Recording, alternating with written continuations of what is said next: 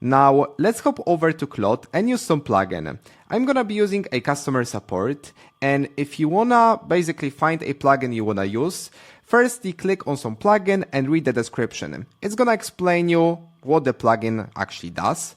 Then worth checking is try asking section. So for example, research a customer issue across all sources, draft a response to a customer issue, package and escalation for engineering. So it's gonna also tell you actually what actions you can do, and commands, because you can use these commands to perform some action. For example, research, multi-source research on a customer question or topic with source attribution. Let's use this specific command. I can go ahead to chat, or even if you're right there in some plugin, so it was customer support, you can click on it, and then it's gonna show you the entire command, but about it later. Now you can try it in chat. Let's go here, go ahead with research, and then I'm gonna give a specific customer question, and then it's gonna actually make a research to solve the problem. So what customer question or topic would you like to research? A technical troubleshooting or error problem, and then after the dot I'm gonna provide some specific question. So once we have a question which is about SubZap in Zapier, we can run this specific request and this command that's gonna actually trigger our plugin. So it's gonna make a research about the problem and then return for us the entire response. Now let's wait. As you can notice, at the right side we've got the command which was used and also the connector which is used, and plugin contains the connector. So we've got our web search. So we have well-written content and the issue managed, we've got key findings, and at the bottom we've got the sources from where the knowledge was taken. And additionally, right now we can come back to our customize tab and to the plugins, because it's only one specific task solved and one specific task handled. However, if we go, for instance, to marketing, we can read that we can, for instance, with this specific plugin, review content against your brand voice, style guide and messaging pillars, draft blog posts, social media, emails, newsletters, landing pages, design and draft multi-email sequences for nurture flows, onboarding, drip campaigns and more. So what I mean, when you create a skill, you can perform one task. It's great because if you have one task you do over time, creating skills is a game changer. It's must have basically.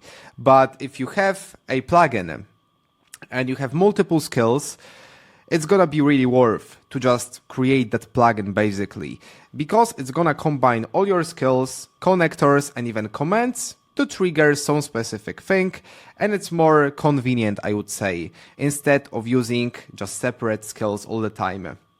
You can just combine once again the bundle of skills that are about, let's say, marketing, and create a marketing expert.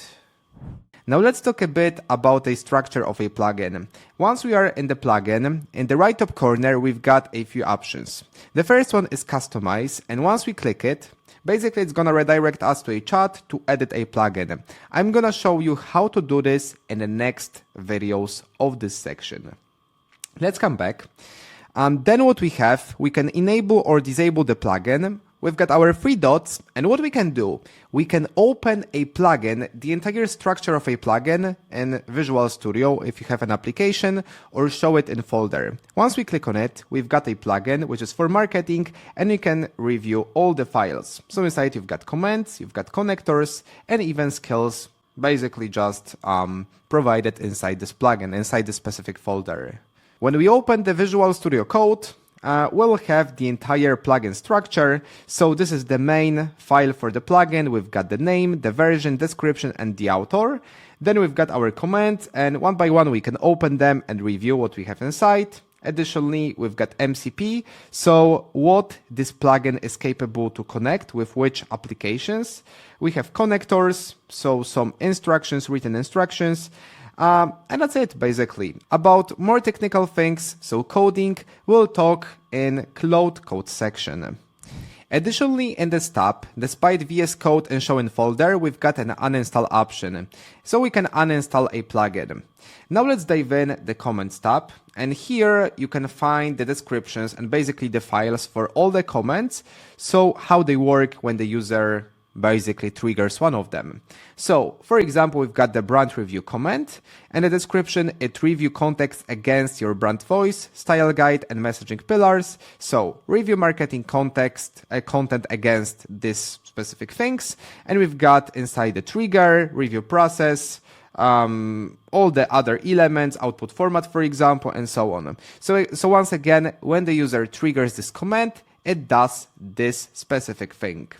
Additionally, we've got, for instance, email sequence.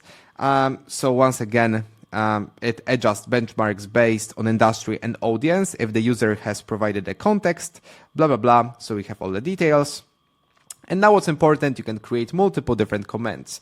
So again, you've got, like, let's say, some skills, some capabilities of a specific plugin, and then you can, for instance, just create a command that does one thing, one specific thing. And then why it's powerful? Because you don't need to, let's say, explain to the model, so the plugin, what you want to do. So let's say you draft emails every day, and then without just writing even this short sentence, hey, write for me an email about that, that, and that, you just trigger the command, all right? So it knows that it should create an email based on the information you provide. As I said, you may have multiple different commands. I'm going to show you later how you can edit the plugin. In the right top corner, we can actually edit the plugin, and we've got 3 dots, so we can copy the command or try and chat. Let's move on to connectors, and now it's pretty simple. You can install some connectors to your plugin. In a skill, we don't have this possibility. When we click on edit, we can customize the connectors with Claude. We can open the VS Code or even show it in folder. So once again, we'll see the connectors here. And when we go to skills tab, we can see we've got our all skills. And once again, we can edit them. We can edit skills within plugin. We can copy the skill on try and a chat. Also in this section, I'm going to show you how you can add skills to a plugin, remove some skills, and even customize the entire plugin at all.